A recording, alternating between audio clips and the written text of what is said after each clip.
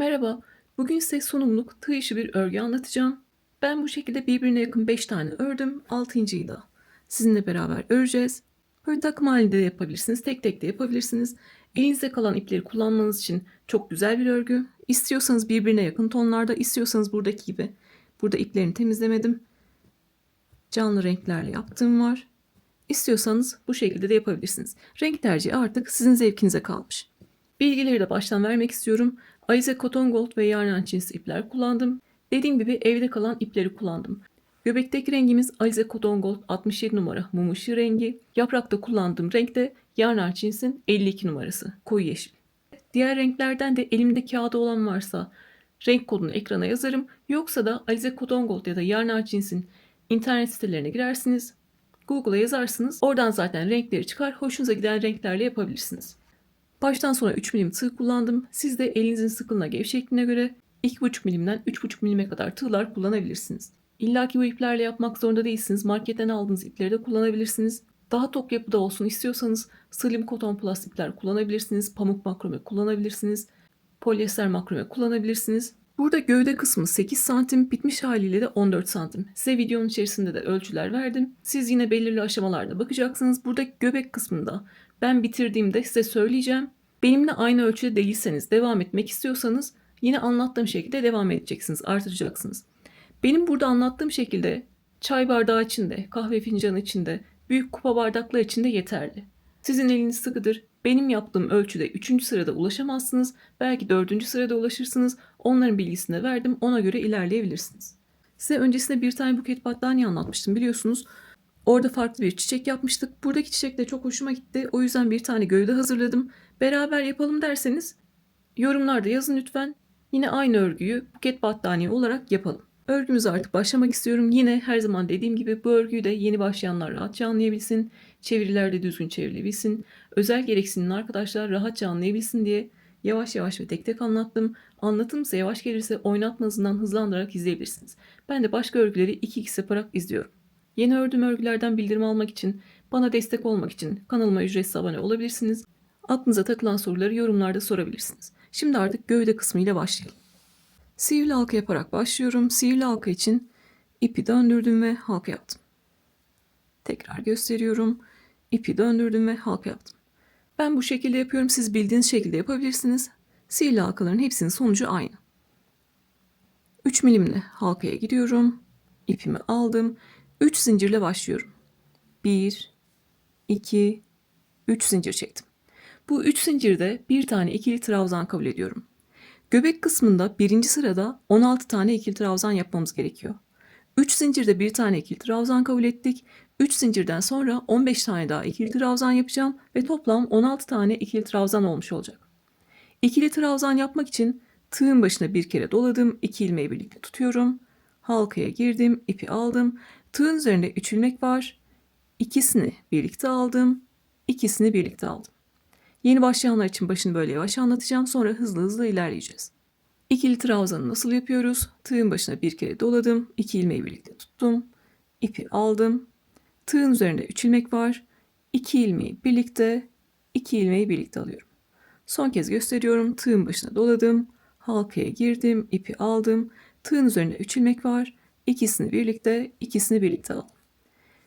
3 zincirde bir tane ikili trabzan kabul etmiştik. 1, 2, 3, 4. 4 tane ikili trabzanımız oldu. Bunu 16'ya tamamlayacağız. 5,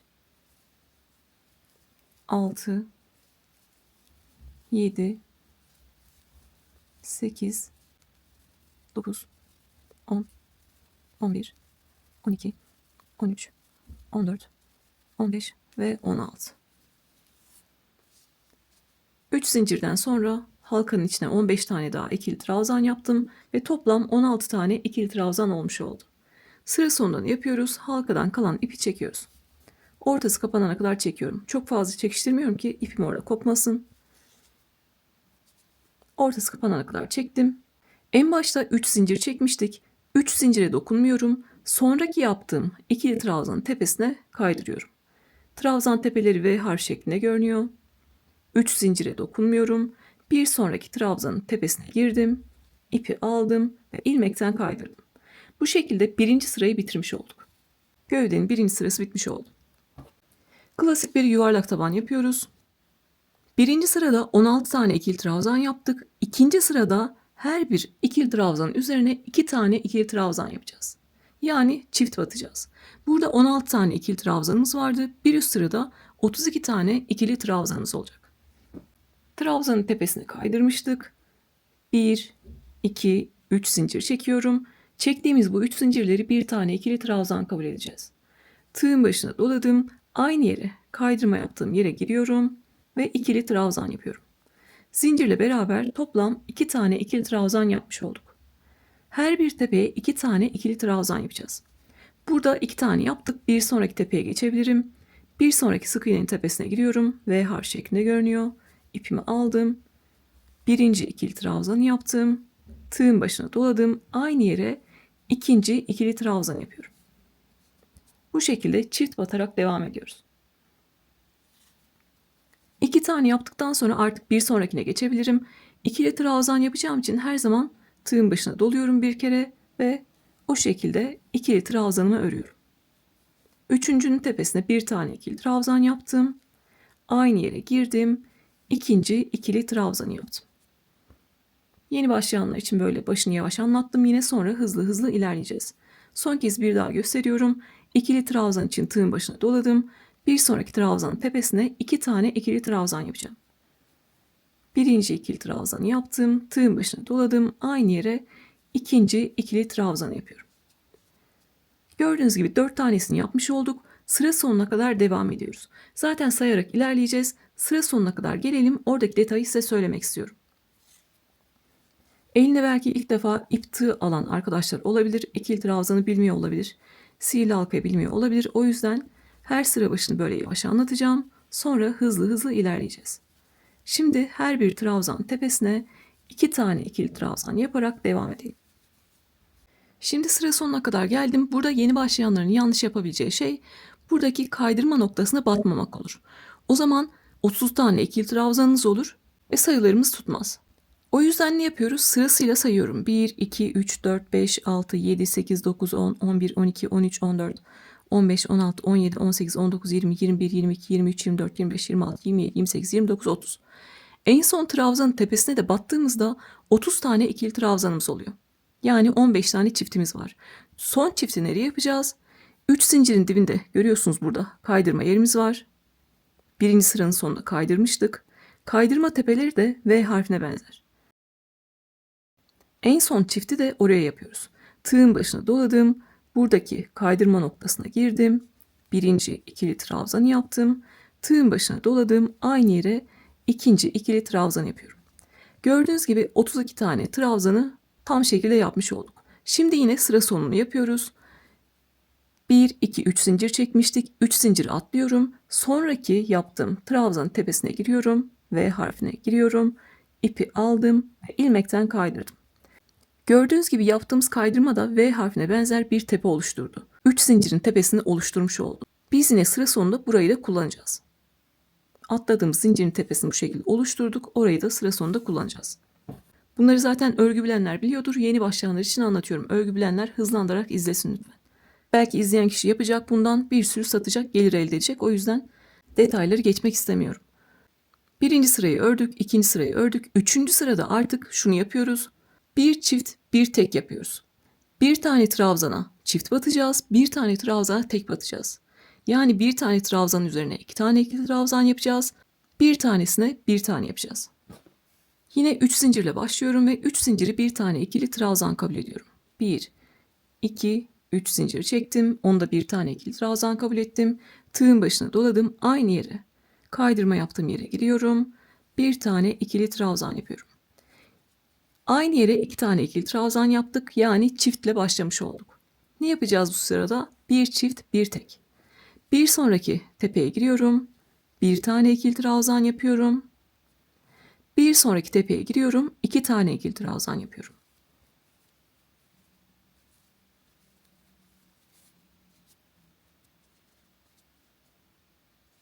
Şöyle daha net görebilirsiniz. Başlarken çiftle başladık. Bir sonrakine geçtik. Sadece bir tane ikili trabzan yaptık.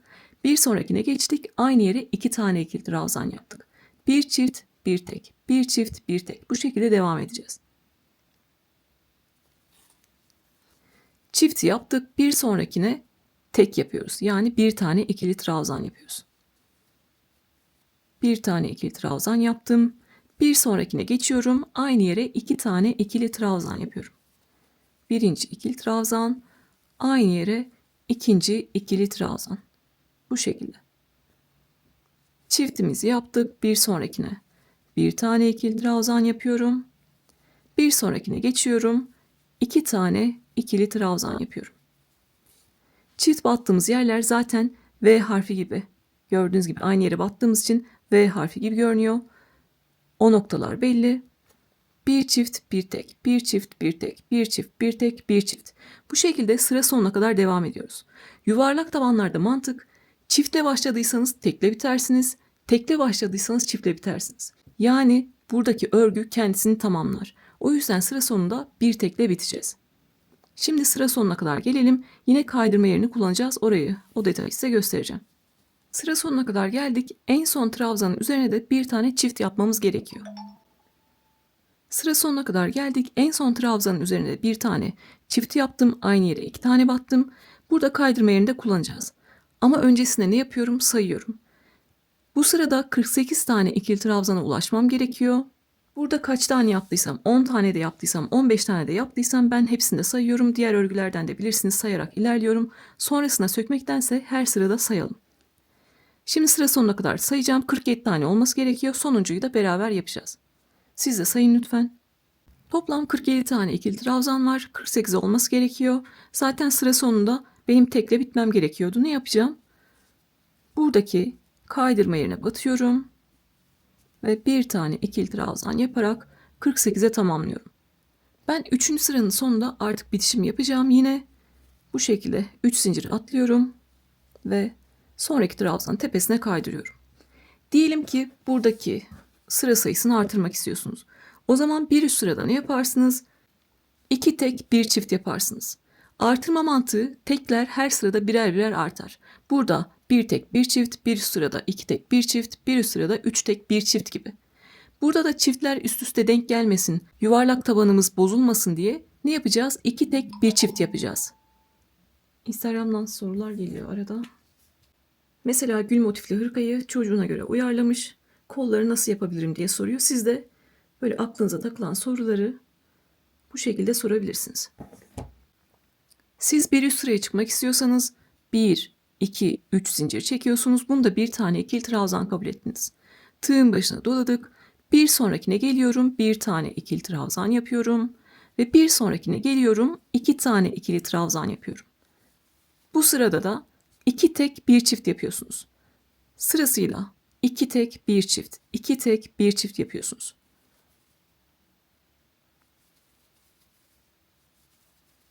Şöyle daha anlaşılır olacak.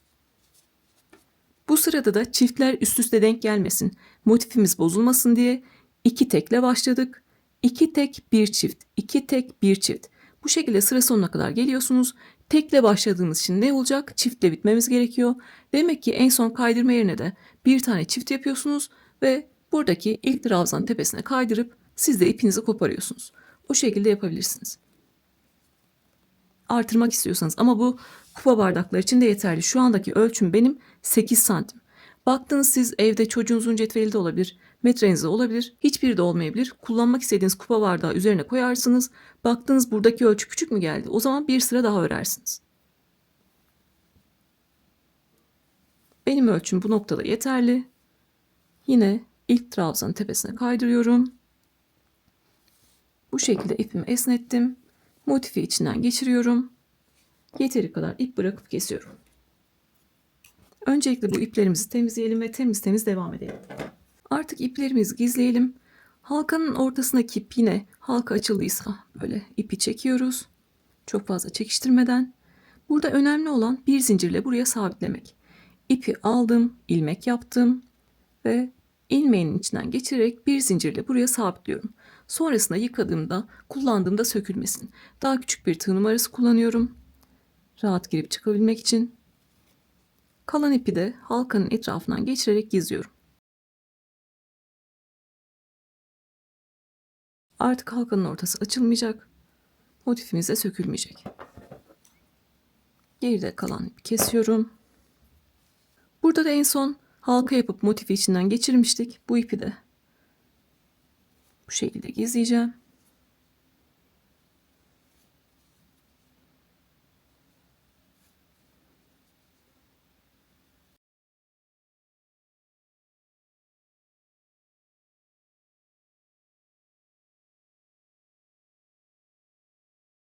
Temiz şekilde artık devam edebiliriz.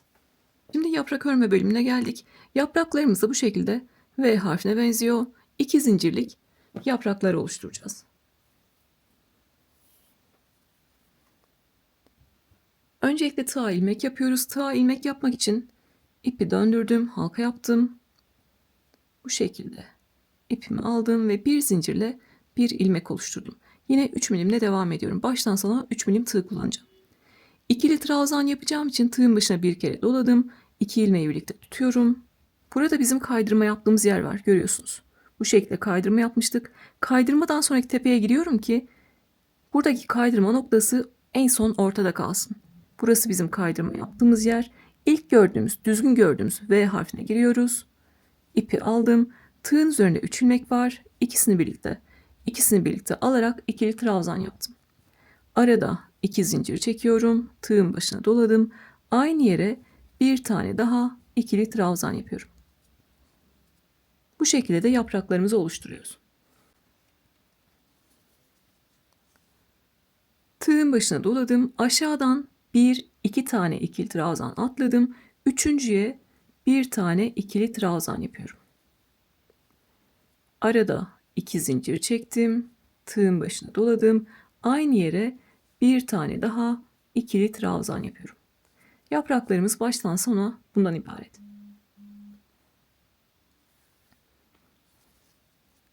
Tığın başına dola. 1-2 tane ikili trabzan atla. Üçüncüsüne gir. Bir tane ikili trabzan yap. Arada 2 zincir çek ve aynı yere bir tane daha ikili trabzan yap. Aşağıdan 1-2 tane ikili trabzan atlıyoruz. Üçüncüsüne bir tane ikili trabzan, arada 2 zincir ve bir tane ikili trabzan yapıyoruz. Bir iki tane daha göstereceğim yeni başlayanlar için. 1-2 tane ikili trabzan atladım. Üçüncüye girdim. Bir tane ikili trabzan, arada 2 zincir ve aynı yere bir tane ikili trabzan. Tığın başına dola. 1-2 atla. Üçüncüye gir. Bir tane ikili trabzan, arada 2 zincir ve aynı yere bir tane ikili trabzan yap. Bu şekilde 16 tane yaprağımız olacak. 5 tanesini yaptık. Sıra sonuna kadar aşağıdan 2 tane ikili trabzan atlayalım. Üçüncüsüne bir tane ikili trabzan, arada 2 zincir ve bir tane ikili trabzan yapalım. Sıra sonunda buluşalım. Sonuna kadar geldim. Gördüğünüz gibi tabak gibi görünüyor. Bunun sebebi de trabzan tepelerinin açılmamış olması. Örgümüzü bu şekilde trabzan tepelerini açarak düzeltiyoruz. Bunu tüm örgülerde yapıyoruz. Elimizle düzleştirdik. Bu bizim yanlış ördüğümüz için değil, örerken kasma olduğu için, trabzan tepeleri açılmadığı için. En son yine bir tane bu şekilde yaprak oluşturdum. Arada 2 tane ikili trabzan kaldı yine. Sıra sonunda ne yapıyorum? İlk yaptığım ikili trabzanın tepesine giriyorum. Yine V harfi şeklinde görünüyor. İpimi aldım ve ilmekten kaydırdım. Yine bu şekilde ipi halka yapıp içerisinden geçiriyorum. Buradaki ipleri çiçeği ördükten sonra gizleyeceğiz. Çiçeğin altına gizleyeceğiz. Artık çiçek bölümüne geçtik. Yine bir zincirle bir ilmek oluşturuyorum. 3 milimle devam ediyorum. Bu sefer sık iğne ile başlayacağız. Sık iğne yapmak için tığın başına dolamıyorum. Burada ilk başlayacağımız yer, sık iğne yapacağımız yerler bu 2 V harfinin, yani yaprakların arasındaki boşluklar. Bu boşluklara sık iğne yapacağız. 2 zincirlik boşluklara çiçek yapacağız. Yaprakların arasındaki boşluklara da sık iğne yapacağız.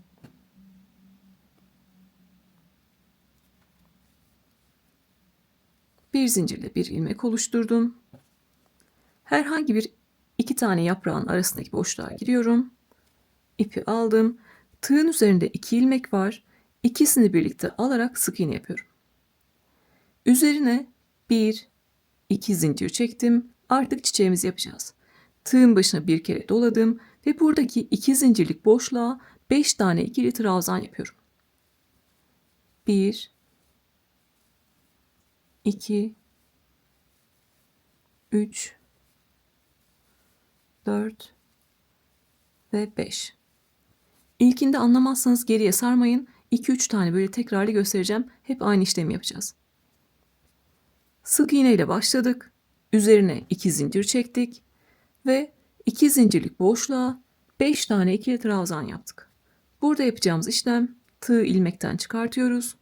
İlk yaptığım ikili trabzanın tepesine giriyorum. V harf şeklinde görünüyor. İpi aldım ve ilk trabzanın tepesinden çıkardım. Bu şekilde burada bir boşluk oluşuyor. Biz çiçek örmeye burada devam edeceğiz. Bu boşlukta devam edeceğiz. 1, 2, 3 zincir çektim. Buradaki tepedeki boşluğa giriyorum. Tepedeki boşluğa girdim. İpimi aldım. Sık iğne yapıyorum. 2 ilmeği birlikte alarak sık iğne yaptım. 1, 2, 3 zincir çektim. Aynı yere tepedeki boşluğa giriyorum. İpimi aldım. Tığın üzerinde 2 ilmek var. İkisini birlikte alarak sık iğne yaptım. Son kez 1, 2, 3 zincir çektim. Bu sefer giriyorum, ilmekten kaydırıyorum. Aynı tepeye girdim. İpi aldım ve ilmekten kaydırdım. Bu şekilde. Bitişimizi nasıl yapacağız? 1, 2 zincir çekiyorum ve yine yaprakların arasındaki boşluğa giriyorum. Bir tane sık iğne yapıyorum. Şimdi burada gösterdiğim işlemi diğer tüm boşluklarda da devam ettireceğiz. Hep aynı şeyi yapacağız. Başka renkle göstereyim. Burada mesela hep aynı renkle yapacağız. O yüzden 2-3 tane daha anlattığımda artık mantığı oturmuş olacak ve sıra sonuna kadar yapabileceksiniz.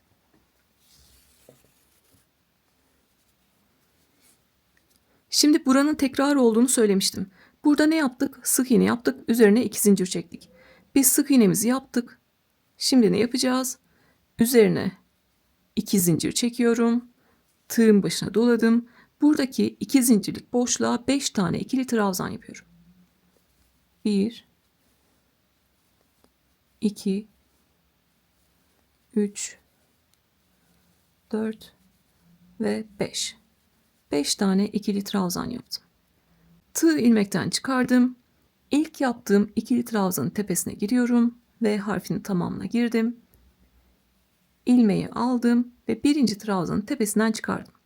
Tepede bir boşluk oluştu. 3 zincir çekiyoruz, bir sık iğne yapıyoruz. 3 zincir çekiyoruz, bir sık iğne yapıyoruz. En son 3 zincir çekiyoruz, ilmekten kaydırıyoruz. Bu kadar kolay. 1, 2, 3 zincir çektim. Tepedeki boşluğa girdim. İpimi aldım. Bir tane sık iğne yaptım. 1, 2, 3 zincir çektim. Tepedeki boşluğa girdim. İpimi aldım. Bir sık iğne yaptım. 1, 2, 3 zincir çektim. Tepedeki boşluğa girdim. İpi aldım ve ilmekten kaydırdım. Sonra 2 zincir çekiyorum ve çiçeğimi 2 yaprağın arasındaki boşluğa sık iğne ile sabitliyorum. Bu kadar. 2 tane daha göstereceğim. Sık iğne yaptıktan sonra sık iğneden sonra ne var? 2 zincir yapacağız. Üzerine 2 zincir çektim. 2 zincirden sonra ne yaptık? Buradaki boşluğa 5 tane ikili trabzan yaptık. Boşluğa geliyorum. 5 tane ikili trabzan yapıyorum.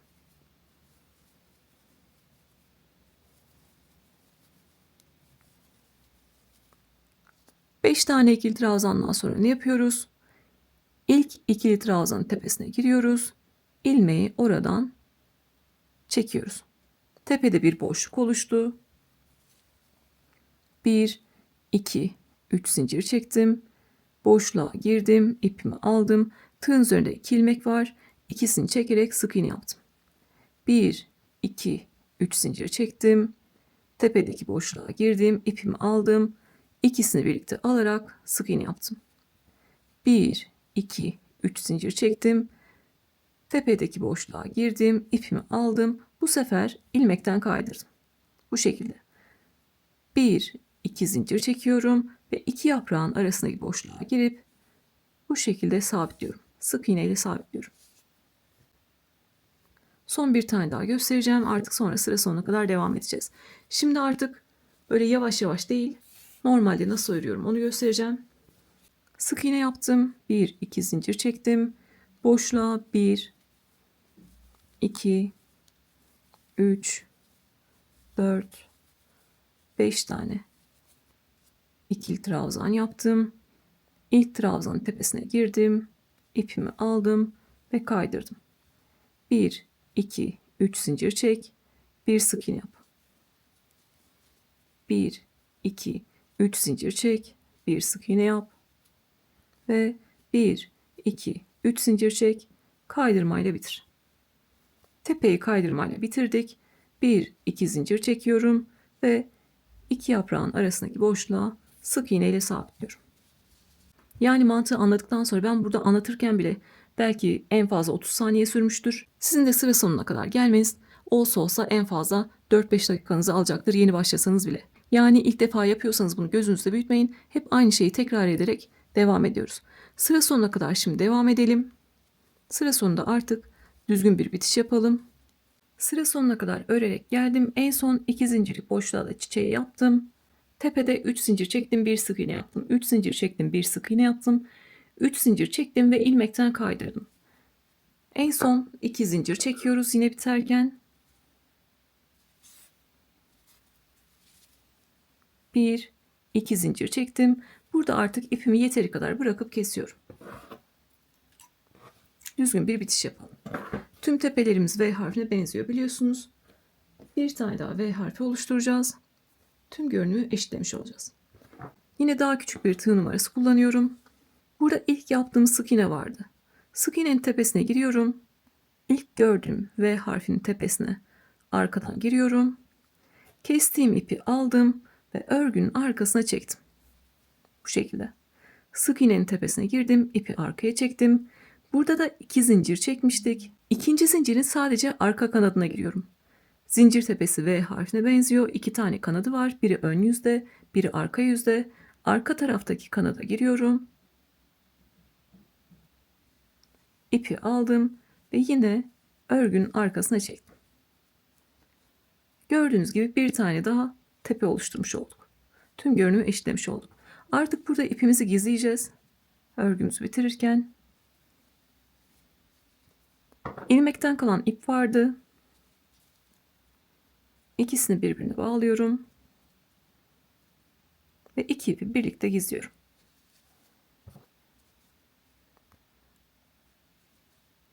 Gizlediğimiz her ipi kendi renginde gizliyoruz ki gizlediğimiz ip daha az görünsün. Dışarıdan daha az fark edilsin. Şimdi burada 5 tane ikili trabzan yapmıştık. Orada kalan ipimi gizleyeceğim.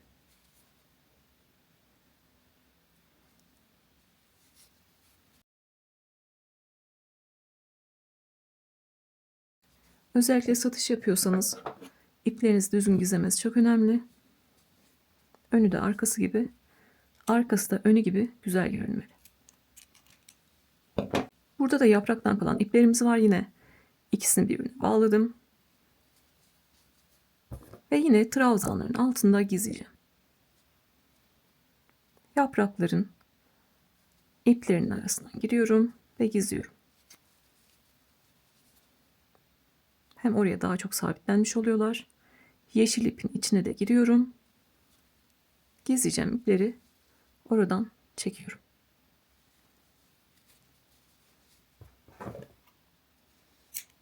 Şimdi beraber bakalım. Gördüğünüz gibi örgünün arkası da önü gibi temiz görünüyor. Şimdi yapacağımız işlem artık işimiz bitti.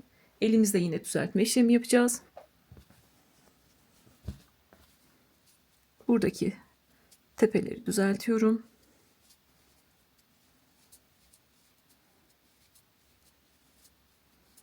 Ve bu şekilde artık örgümüz bitti.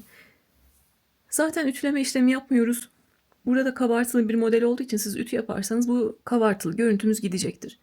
Gördüğünüz gibi elinizle düzleştirmeniz yeterli. Yıkadığınız zaman da yine elinizle düzleştirin. Düz bir zemine koyun. O şekilde kurusun. Kendi formunu korusun. İstediğiniz renkleri kullanabilirsiniz. Satış yapmanız için çok güzel bir örgü. Özellikle biliyorsunuz satış yapabilmeniz için örgüleri anlatmaya çalışıyorum. Bundan gelir elde etmenizi istiyorum. Ben severek anlattım. Umarım size severek kullanır ve yaparsınız. Satıp gelir elde edersiniz. Aklınıza takılan soruları sorabilirsiniz. Bir sonraki bölümde başka videolarda görüşmek üzere. Kendinize iyi bakın.